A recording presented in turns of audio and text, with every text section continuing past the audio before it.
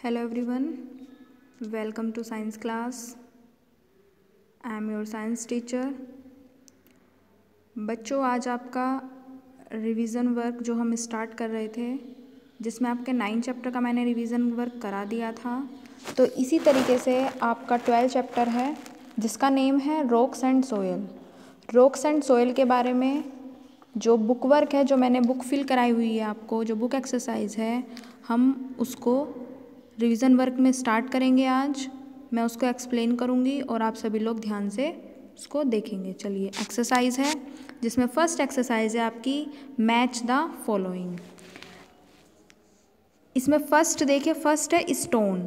Stone की जो matching है, यानी कि स्टोन किससे मैच करता है, जो इसका सही ऑप्शन होगा आप उससे मैच करेंगे या फिर उसके सामने नंबर लिखेंगे। तो स्टोन है ग्रेवल। स्टोन क्या है? एक पत्थर। तो स्टोन किस में आता है? ग्रेवल में आता है। ठीक है, यानी कि स्टोन को हम क्या बोलते हैं? ग्रेवल बोलते हैं। ठीक है, तो इसलिए जो स्टोन की जो मैचिंग होगी वो किसके साथ होगी? ग्रेवल के साथ होगी। ओके स्टूडेंट्स, नेक्स्ट है ग्रेवल। स्टोन का जो दूसरा वर्ड है उसी को ही ग्रेवल बोलते हैं। स्टोन मतलब पत्थर, छोटे छोटे जो कंकड़ पत्थर हो, जो कंकड़ जिसको हम बोलते हैं, तो उसी तरह से ग्रेवल होती है। तो ग्रेवल और स्टोन दोनों एक हैं, तो इसलिए इसकी मैचिंग किससे होगी? ग्रेवल से। नेक्स्ट है शेफायर। शेफायर मीनिंग प्रेशियस स्टोन, यानी कि जो शेफायर है एक क्या है? कीमती पत्थर है। ठीक है, एक प्रेशियस स्टोन है, जैसे डायमंड होता है, जैसे रूबी होता है। तो इसी तरह से शेफायर का मैंने हिंदी मीनिंग आपको बुक में समझाया था, जिसका नेम हिंदी मीनिंग क्या होता है? नीलम। नीलम जिसको बोलते हैं, तो वो क्या है? प्रीशियस, यानी कि कीमती पत्थर है। तो इसलिए शेफायर का किससे होगा? प्रेशियस स्टोन से। नेक्स्ट है आपका थर्ड ह्यूमस। ह्यूमस जो है, ह्यूमस की जो मैचिंग है वो है फर्टाइल सोयल। यानी कि ह्यूमस क्या काम करती है? यानी कि हमारी जो मिट्टी है उसको उपजाऊ बनाती है, उसको फर्टाइल करती है। जो हमस है, हमस क्या होता है? हमस जो सड़े गले पेड़ पौधों के पार्ट्स होते हैं, यानी कि जो भाग होते हैं, जैसे पत्तियाँ सूख जाती हैं, गल जाती हैं, ऐसे फ्रूट्स जो होते हैं, या फिर एनिमल्स का जो वेस्ट होता है, उससे हमारी जो क्या होती है? मिट्टी उपजाऊ बनती है, यानी कि फर्टाइल होती है सोयल। तो इसकी मैचिंग किससे हो जाएगी? फर्टाइल सोयल से। फोर्थ है सैंड। सैंड की बात करें तो सैंड के किससे मैचिंग होगी? सैंड की, जो सैंड के पार्टिकल्स होते हैं वो बहुत ही लार्ज होते हैं। ठीक है, तो सैंड क्या है? एक सोयल है, तो लार्जेस्ट सोयल पार्टिकल्स, यानी कि उसके अंदर के जो पार्टिकल्स होंगे वो कैसे होंगे? बहुत बड़े बड़े होंगे, लार्जेस्ट होंगे। फिफ्थ है क्ले। क्ले की अगर हम बात करें तो क्ले की मैचिंग होगी स्टिकी से, यानी कि जो हमने मिट्टी पढ़ी थी, क्ले मिट्टी जो हमने अपने चैप्टर में पढ़ी थी, जो मैंने आपको समझाया था, तो उसमें क्या बताया था कि जो क्ले होती है वो बहुत चिकनी होती है, स्टिकी होती है ना, चिपचिपी होती है। तो इसलिए इसकी मैचिंग किसके साथ होगी? स्टिकी के साथ। लास्ट है सिक्स्थ ऑप्शन लूम। लूम की मैचिंग अब एक ही बचता है, जिसका नेम है बेस्ट सोयल फॉर एग्रीकल्चर। जो लूम सोयल होती है वो खेती करने के लिए बहुत बेस्ट सोयल है, बहुत अच्छी मिट्टी बताई गई है।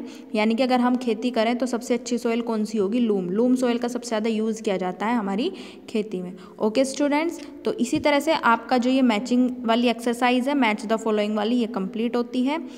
नेक्स्ट एक्सरसाइज पर आते हैं। नेक्स्ट एक्सरसाइज है आपकी ट्राई एंड टेल होट्स, जिसको बोलते हैं। ठीक है, हाई ऑर्डर थिंकिंग स्किल। इसका मीनिंग है हाई ऑर्डर थिंकिंग स्किल, यानी कि इसमें फर्स्ट क्वेश्चन दिया हुआ है Ridhi is standing at the beach when a wave hits her. Ridhi एक बीच के किनारों पर खड़ी है। व्हेन ए वेव, और जब वहाँ वेव आती है यानी कि लहरें आती हैं तो उसको बहुत तेज़ी से हिट करती हैं। ठीक है, the soil slips from below her feet, और उसके जो पैरों के नीचे, उसकी फीट के नीचे सोयल है वो स्लिप हो जाती है। What does this tell you about the soil? तो आप बताइए वो किस तरह की सोयल है, आप उस मिट्टी के बारे में बताएंगे कि वो मिट्टी कौन सी मिट्टी है। The soil is slippery and does not hold water. जो सोयल है वो बहुत स्लिपरी है। ठीक है, वो यानी कि जिस पे हम एकदम से फिसल जाते हैं, ऐसी सोयल है। वो पानी को होल्ड करके नहीं रख पा रही। It is sand. तो इसका मतलब क्या है? आपने देखा होगा जो समुद्र के पास, यानी कि जो बीच होते हैं उनके पास जो मिट्टी होती है वो कैसी होती है? वो सैंडी सोयल होती है, यानी कि रेतीली मिट्टी होती है ना, रेत होता है। जो समुद्र के पास, बीच के पास जो पानी होगा तो वहाँ की जो मिट्टी होगी वो क्या होगी? रेत होगा, यानी कि उसके आसपास जो होगा रेत होगा। तो रेत एक ऐसे सोयल है, ऐसी मिट्टी है जो अपने अंदर अधिक मात्रा में पानी को होल्ड करके नहीं रख सकती, यानी कि उसके अंदर हम कितना भी पानी डाल दें सारा पानी बाहर निकल जाता है, क्योंकि जो उसके पार्टिकल्स होते हैं बहुत लार्जेस्ट होते हैं, बहुत बड़े बड़े पार्टिकल्स होते हैं, इसी वजह से वो पानी को होल्ड करके नहीं रख पाते। तो इसलिए वहाँ की जो मिट्टी स्लिपरी है, बहुत जल्दी से फिसल जाते हैं, यानी कि पानी जब आएगा तो वहाँ जैसे ही रेत के ऊपर पानी डलेगा तो वो रेत नीचे फिसल के नीचे आ जाएगा। तो इसी वजह से उसके पैरों के नीचे जितना भी रेत इकट्ठा है वो सारा स्लिप होके नीचे आ जाता है। नेक्स्ट है the potter's hand get messy as he makes a pot on the potter's wheel, what does this tell you about the soil. यानी कि जो एक कुम्हार होता है जो मिट्टी के बर्तन बना रहा है, तो जो उसकी मिट्टी है वो बहुत ही क्या है, मैशी है, यानी कि जिस तरीके का वो पोट बनाना चाह रहा है वो उसी तरीके का व्हील में घुमा करके उसी तरीके का आकार दे देता है उस मिट्टी को। ठीक है, तो वो उसको बताना है कि हमें वो मिट्टी कौन सी है। तो द सोयल इज स्टिकी, जो सोयल है वो बहुत स्टिकी है, and holds a lot of water, it is clay. और जो मिट्टी स्टिकी होती है और बहुत सारा पानी अपने अंदर सोख के रखते हैं या होल्ड करके रखती है, उस मिट्टी को बोलते हैं क्ले।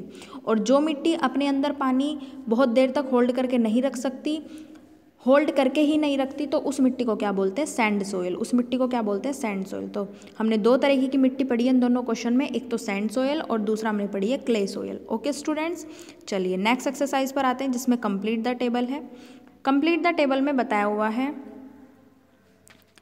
सोयल के बारे में कि सोयल कौन कौन सी होती है। तो हमने सैंड सोयल पढ़ी है, क्ले सोयल पढ़ी है और लूम सोयल पढ़ी है। उसके बाद पार्टिकल के साइज़ के बारे में पढ़ेंगे। पार्टिकल के साइज़, सैंड का जो पार्टिकल का साइज़ होता है वो बहुत बड़े बड़े होते हैं उसके पार्टिकल्स। क्ले जो मिट्टी होती है, चिकनी मिट्टी जिसको बोलते हैं, उसके पार्टिकल छोटे छोटे होते हैं। और लूम सोयल के पार्टिकल बहुत ही फाइन होते हैं, ठीक है, ना ज़्यादा बड़े और ना ज़्यादा छोटे। उसके बाद आते हैं टेक्सचर की बात करें, यानी कि मिट्टी किस तरह की होती है, अगर हम उसको टच करें तो वो कैसी होती है।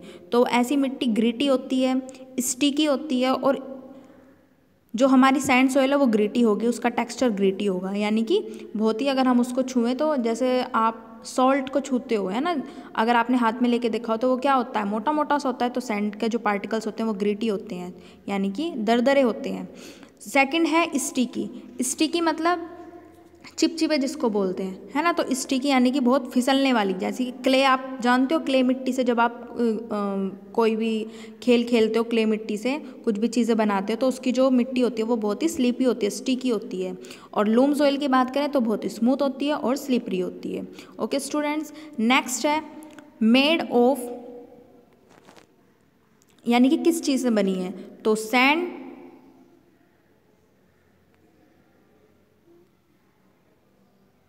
एक सेकेंड, मेड ऑफ में बात करें तो सैंड सोयल सैंड की बनी होती है, क्ले सोयल क्ले की बनी होती है, और लूम सोयल सैंड, क्ले और सिल्ट ह्यूमस, यानी कि इन सब चीज़ों से लूम सोयल बनी होती है। लास्ट है यूजेज। यूजेज के बारे में बात करेंगे। ग्रो कोकोनट, यानी कि हम सैंड सोयल में कोकोनट के पेड़ उगा सकते हैं। क्ले मिट्टी से हम क्या कर सकते हैं, किस चीज़ में यूज़ कर सकते हैं, हम पोट्स बना सकते हैं, बर्तन बना सकते हैं। लास्ट है लूम सोयल। लूम सोयल का यूज़ हम एग्रीकल्चर में करते हैं, यानी कि खेती में करते हैं। खेती में हम लूम सोयल का ही यूज़ करते हैं, जिससे हमारी खेती बहुत अच्छी होती है। लूम सोयल बहुत बेटर बताई गई है खेती के लिए। ओके स्टूडेंट्स, तो आज आपका ये चैप्टर जो है वो मैं फिनिश करती हूँ। ये एक्सरसाइज बुक वर्क जो मैंने आपको एक्सप्लेन किया है, बहुत अच्छे से बच्चों इस चैप्टर को बहुत अच्छे से ध्यान से सुनना भी है और समझना भी है। साथ में जितनी भी हार्ड स्पेलिंग है, जितने भी डिफ़िकल्ट वर्ड्स हैं, उनकी स्पेलिंग आपको लर्न करनी है, और उसके बाद लर्न करने के बाद लिख कर भी देखनी है अपनी नोटबुक में, रफ नोटबुक में। और सभी बच्चे इस चैप्टर को बहुत ध्यान से समझने के बाद ये पूरा बुक वर्क लर्न करेंगे और 1 या 2 बार अपनी रफ नोटबुक में लिखकर ज़रूर देखेंगे। Okay students, thank you and have a nice day.